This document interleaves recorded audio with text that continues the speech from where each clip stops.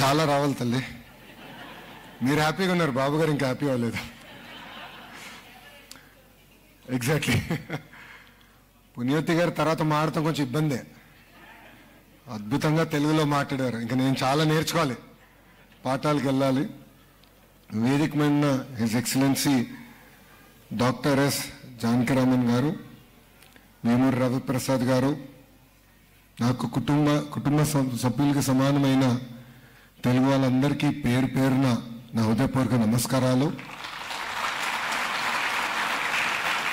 మా ప్రసంగం ప్రారంభించే ముందల మీకు మీ కుటుంబ సభ్యులందరికీ దివాళీ శుభాకాంక్షలు. ఇది రెండో దివాళీ నేను ఫీల్డ్లో ఉంటున్నా. పోయినసారి యుఎస్లో ఉన్నా, ఈసారేమో ఆస్ట్రేలియాలో ఉన్నాను. I'm really excited to spend Diwali with all of you. It brings back good memories from all your support. నా ప్రసంగం ప్రారంభించే ముందల మిమ్మల్ని ఒక ప్రశ్న అడగాలనుకుంటున్నా. ప్రపంచం మొత్తంలో ఏ దేశంలో తెలుగు వాళ్ళు ఉండరు? అందరు నవ్వుతున్నారు. ఒక్క దేశం నేమ్ చేయించాలి, ఒక్క దేశం చెప్పండి. అక్కడ కూడా ఉన్నారులే మనలో. ఎందుకంటే ఏ దేశంకి వెళ్ళినా తెలుగు వాళ్ళు కనపడతారు. అమెరికా నుంచి ఆస్ట్రేలియా వరకు మందే డామినేషన్. నేను ఎయిర్పోర్ట్ దగ్గర నుంచి ఇప్పటివరకు చూస్తున్నా. ఆస్ట్రేలియా ప్రభుత్వం కూడా ఒక ఆఫీసర్ని ఇస్తాం జరిగింది. అతను అంటున్నాడు, సార్ మా ప్రధానమంత్రి గారు కూడా ఇంత రిసెప్షన్ ఉండదు సార్ అని. మీ జోషే వేరు. అసలు ఒక మాట చెప్పాలంటే మీ మాస్ జాతర సూపర్. అసలు తెలుగు జాతికి గుర్తింపు అందించిన వ్యక్తి విశ్వవిఖ్యాత నట సార్వభౌమ స్వర్గీయ శ్రీ నందమూరి తారక రామారావు గారు. అసలు తెలుగుడి పౌరుషాన్ని ఢిల్లీకి పరిచయం చేసిన వ్యక్తి అన్న ఎన్టీఆర్. ఆనాడు మన ప్రభుత్వాన్ని బర్తరఫ్ చేస్తే ఢిల్లీనే గడగడలాడించి తిరిగి ఎమ్మెల్యే ఆయన ముఖ్యమంత్రి అవటం కూడా మనందరం చూసాం. ఆయన ఏ ఆశయాలతో అయితే తెలుగుదేశం పార్టీని స్థాపించారో అక్కడి నుంచి జననాయకుడు మన నాయకుడు చంద్రబాబు నాయుడు గారు ముందరికి తీసుకెళ్తాం జరిగింది. చంద్రబాబు నాయుడు గారు అసలు తెలుగుడి సత్తా ప్రపంచానికే పరిచయం చేశారు.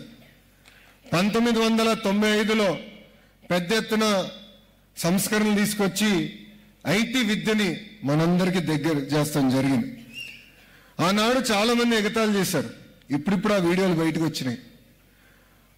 కంప్యూటర్ అన్నం పెడుతుందా? ఫ్లైఓవర్లు కడితే అభివృద్ధి అయినట్ట?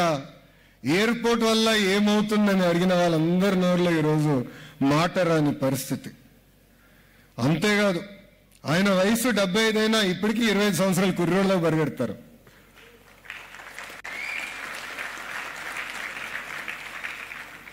ఆయన మినిస్ట్రీలో చాలా మంది యువకులున్నాం, ఇప్పటికీ ఆయన స్పీడ్గా అందుకోలేకపోతున్నాం. ఆయన క్వాంటమ్ కంప్యూటర్ అంటే నాకే అర్థం లేదు. నేను చాట్ జీపీటీకి వెళ్ళి ఎత్తికా క్వాంటమ్ కంప్యూటర్ అంటే ఏంట్రా బాబు అని. అంటే is always ahead of his time. అందుకే మనం ఆయన్ని విజనరీ అంటాం, ఇంకొక ఆయన్ని ప్రిజనరీ అంటాం.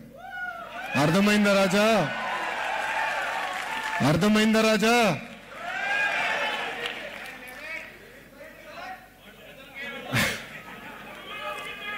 చాలా మంది మిమ్మల్ని ఎన్ఆర్ఐలు అంటారు, నేను మటుకు ఎంఆర్ఐ అంట. అంటే మోస్ట్ రిలయబుల్ ఇండియన్స్. సముద్రం దాటి వెళ్ళినా ఎప్పుడు మీ మనసు ఆంధ్ర వైపే ఉంటుంది. సొంత మాతృభూమిపై మీరు ఉంటారు. ఆనాడు చంద్రబాబు నాయుడు గారిని అరెస్ట్ చేసినప్పుడు ఆస్ట్రేలియాలో ఉన్న ప్రతి సిటీలో తెలుగు వాళ్ళందరూ పెద్ద ఎత్తున బయటకు వచ్చి మీరు మా కుటుంబానికి అండగా నిలబడ్డారు.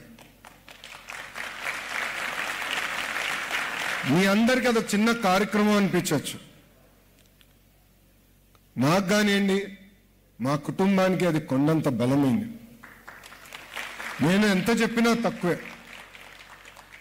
నా ఇప్పుడు కూడా బాగా గుర్తు, బ్రహ్మి అని నన్ను అడిగింది, గౌరవంగా బతికే వాళ్ళం. చూడు ఇలాంటి పరిస్థితి వచ్చింది, ఈ రాజకీయాలు మనకు అవసరమా అని అడిగింది.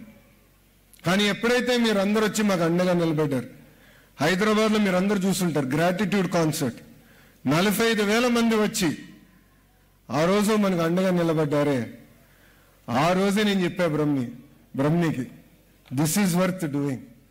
దీనివల్లనే ప్రజలకి మనం సేవ చేయాలి, ప్రజల దగ్గర మెప్పు పొందాలని చెప్పాను.